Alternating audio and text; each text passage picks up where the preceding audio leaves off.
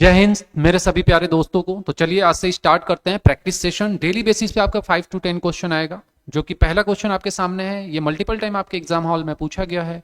तो देखिए क्या बोल रहा है, the highest common factor of 256, 136 and 436। Highest common factor means HCF की बात कर रहा है वो, आपसे ये ध्यान रखिएगा। एचसीएफ में क्या होता है, आप इसका थोड़ा सा शॉर्ट ट्रिक समझिएगा। 256 को हम लोग क्या लिख सकते हैं, ये देखो कि किसी भी वैल्यू के पावर में कितना लिखा जा सकता है। तो ये लिखा जा सकता है 2 की पावर 8। और 136 को क्या लिखा जा सकता है, 136 को लिखा जा सकता है 2 की पावर 3 इंटू 17। मतलब 17 8 जा होता है 136, तो 2 की पावर 8, 8 को मैं लिख दिया 2 की पावर 3।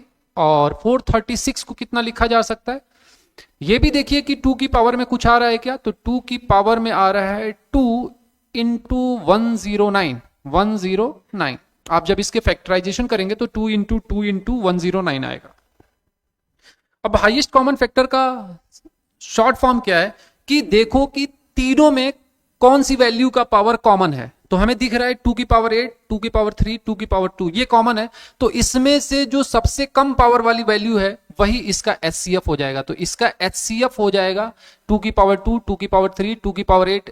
8 सबसे बड़ी है, 3 उससे छोटा है, बट सबसे छोटा इन तीनों में है 2 की पावर 2। तो इसका एचसीएफ हो जाएगा 2 की पावर 2, 2 की पावर 2 का मतलब होता है 4, और यही इसका आंसर हो जाएगा 4। ठीक है, डन। नेक्स्ट क्वेश्चन पे चलते हैं।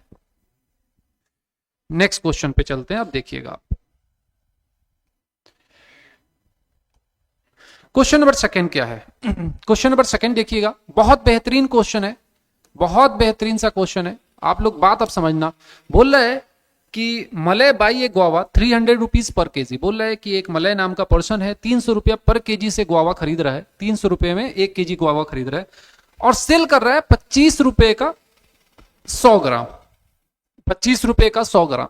तो बोल रहा है कि कितना लॉस होगा, प्रॉफिट होगा, क्या होगा। तो मैं एक काम करता हूं कि मलय ने अगर 1 केजी गुआवा 300 रुपए में खरीद कर लाया है, तो मैं 1 केजी गुआवा बेच देता हूं। वो 25 रुपए में 100 ग्राम बोला है। आप ये सोचिए कि 25 रुपए का 100 ग्राम बोला है, अगर उसने, तो इस 100 ग्राम को 1000 बनाने के लिए मुझे किससे मल्टीप्लाई करना पड़ेगा, 10 से।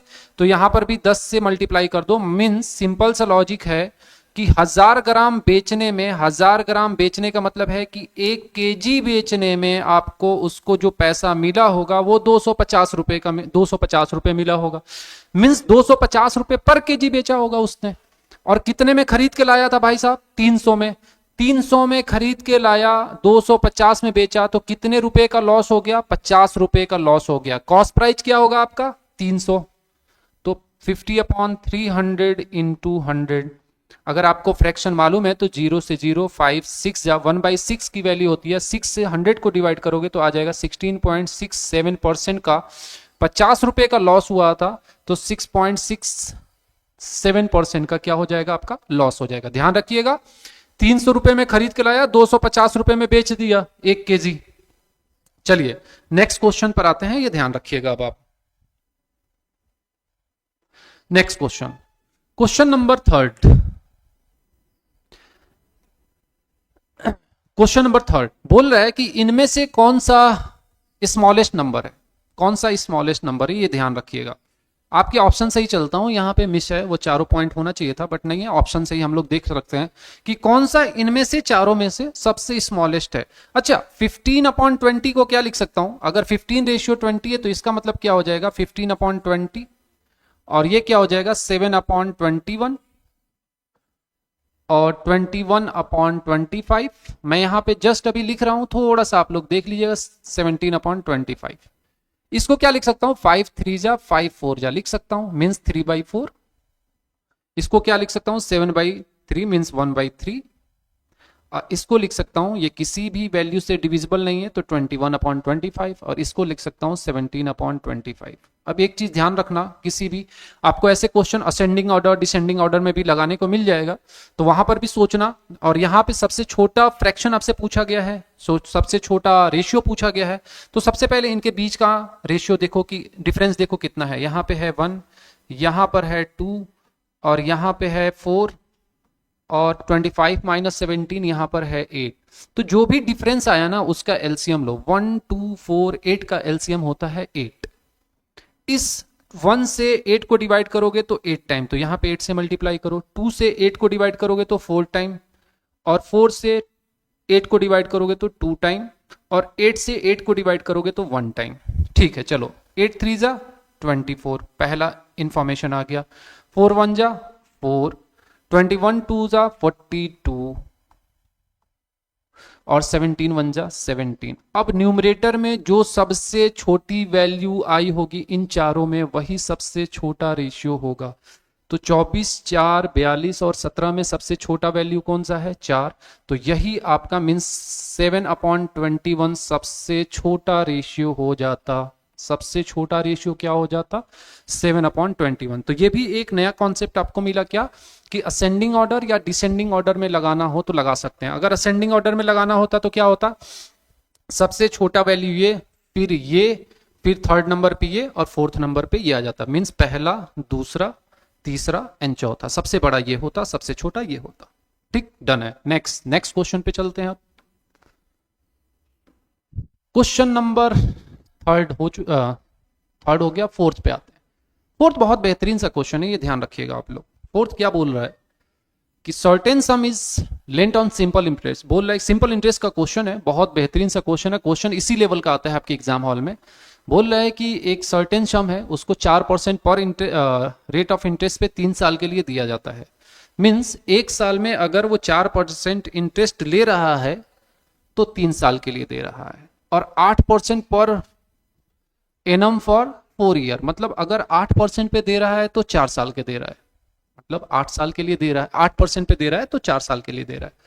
फिर बोल रहा है and 12% for per annum beyond 7 year. 7 साल के बाद 12% पे देता है। मतलब ये जब 7 साल का दे देता है तो उसके बाद 12% पे दे देता है। फिर बोल रहा है it's for the period of 11 year. ये one of the most important point है। 11 साल के लिए टोटल पैसा दिया जाता है। एक बात सोचो, 3 साल ये, 4 साल ये, तो 7 साल तो यही हो गया, और टोटल 11 साल के लिए पैसा देना है। तो अगर 7 साल ये हो गया तो और कितने साल बचा 11 साल में से? तो 11 में से आप माइनस कर दो 4 + 3 को, तो यहां से मालूम चल जाएगा कि रेस्ट ऑफ मनी नेक्स्ट 4 साल के लिए दिया गया होगा। मीन्स ये जो 12% है वो कितने साल के लिए दिया गया होगा? 4 साल के लिए। आफ्टर 7 साल के बाद 4 साल के लिए वो पैसा दिया गया होगा। तो बोल रहा है द सिंपल इंटरेस्ट ऑब्टेन 27,600। बोल रहा है वो जो पैसा है ना, इतने साल के लिए इस तरह दिया जाता है तो 27,600 रुपए मिल जाता है इंटरेस्ट। तो बोल रहा है कि प्रिंसिपल क्या था, सम क्या था। सम मतलब प्रिंसिपल की बात कर रहा है। तो आप ये ध्यान रखिएगा, जो भी इंफॉर्मेशन है निकाल लीजिए। 4% 3 ईयर, 4% 3 साल के लिए, 8% 4 साल के लिए, और 12% 4 साल के लिए। 12% 4 साल के लिए। इन सारे परसेंटेज को जोड़ दीजिए। तो 4 + 3 7, 4 3 12 प्लस 32 प्लस 48, 48 और 32 हो गया 80, 80 और 12 हो गया 92। मीन्स अगर मैं रिस्पेक्ट टू परसेंटेज देखूं तो 92% का इंटरेस्ट आया होगा। 92% का इंटरेस्ट ओवरऑल आया होगा। बट पैसे में है 27,600, तो 92% इक्वल टू 27,600 रुपए है। डन।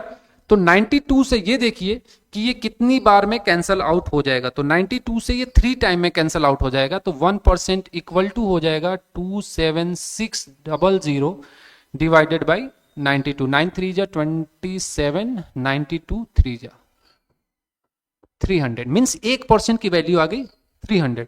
आपको मालूम है कि कोई भी वैल्यू अपने आप में 100% होती है, या प्रिंसिपल जो होगा वो 100% होगा, कुछ भी।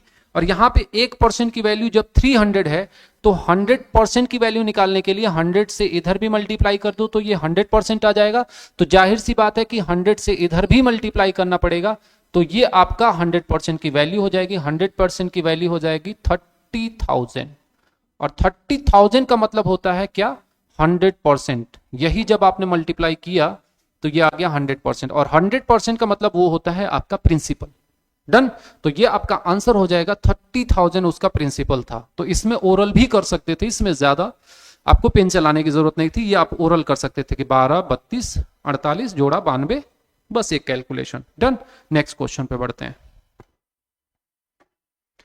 ये बहुत बेहतरीन सा क्वेश्चन है, ये देखिए, इसमें बहुत सारे लोग बहुत ज्यादा लंबा पेन चलाएंगे, बट इसमें पेन चलाने की जरूरत है नहीं। इसमें क्या बोल रहा है कि Meera made a profit of 5% by selling a bag. बोल रहा है कि एक मीरा नाम की पर्सन है, अगर वो एक बैग को बेचती है तो 5% का प्रॉफिट जनरेट करती है, ठीक है। बोल रहा है कि जब 5% का प्रॉफिट जनरेट करती है तब वो 10% का डिस्काउंट दे चुकी होती है। बैग पे एक प्राइस लिखा होगा, उस पे 10% का डिस्काउंट दे दिया होगा, तब जाकर वो 5% का प्रॉफिट जनरेट करती होगी, ठीक है। If the mark price of the bag is 1050, बोल रहा है कि अगर बैग था यहां पर, उस पे 1050 लिखा हुआ था बैग की प्राइस, तो बोल रहा है कि उसकी कॉस्ट प्राइस क्या होगी। अब आपको अगेन मैं बता दूं कि कोई भी वैल्यू अपने आप में 100% होगी, अगर कॉस्ट प्राइस की भी बात की जाए तो 100% होती है, ये आपको ध्यान रखते हुए चलना है। अच्छा, इस पे इतना प्राइस लिखा हुआ है, इस पे 10% का डिस्काउंट दिया जाए तो 1050 का 10% कितना होता है, ये आप सबको मालूम होगा कि 1050 का 10% होता है 105। मीन्स राइट साइड से एक डिजिट छोड़ के डेसिमल पुट कर देता 1050 में, तो वही उसका 10% निकल जाता। अगर नहीं मालूम होगा तो ये ध्यान रखते हुए चलिएगा कि 1050 में अगर 1050 है, इसका 10% निकालना हो तो कुछ भी मत करिए, राइट साइड से एक डिजिट छोड़ के डेसिमल लगा दीजिए, यही इसका 10% हो जाता है। तो अगर 10% का डिस्काउंट दे दिया 1050 में से, तो 1050 में से 105 माइनस करोगे तो आ जाएगा 945, मीन्स 945 रुपए में बेचा गया होगा। 945 रुपए में बेचा गया होगा तो उसको 5% का प्रॉफिट हुआ होगा। और 5% को फ्रैक्शन में कितना लिख सकता हूं भाई साहब, मैं लिख सकता हूं 1/20, 1/20। मीन्स कोई भी अगर 20 होगा, उसका जो ये 1 होगा वो 5% होगा। मीन्स अगर 20 रुपए का बैग होगा तो 5% प्रॉफिट पे मीन्स 21 रुपए में बेचा होगा, यही तो मतलब होगा। वो बोल रहा है कि 21 रुपए में नहीं बेचा है, वो 21 रुपए में नहीं बेचा है, वो कितने में बेच दिया, 945 रुपए में। 21 रुपए में नहीं बेचा है, वो बेच दिया 945 रुपए में। क्लियर मैंने क्या बोला। तो ये अब 21 रुपए ना होके 945 रुपए, तो 945 को 21 से कंपेयर कराइए और देखिए कि कितनी बार जा रहा है। ये हो जाएगा 4 टाइम 84 और 5, आप इससे काटिएगा 45 बार आ जाएगा।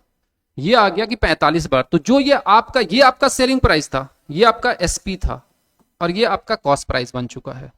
तो जो आपका अगर ये 21 का 45 गुना 945 है, तो ये भी 45 गुना हो जाएगा। 20 का 45 गुना 90 और 10, 900 आपका कॉस्ट प्राइस आ जाएगा, और यही आपका कॉस्ट प्राइस आ जाएगा। डन। तो चलिए मिलते हैं नेक्स्ट वीडियो में, तब तक इसको दोबारा वॉच करिएगा। चलिए, थैंक यू।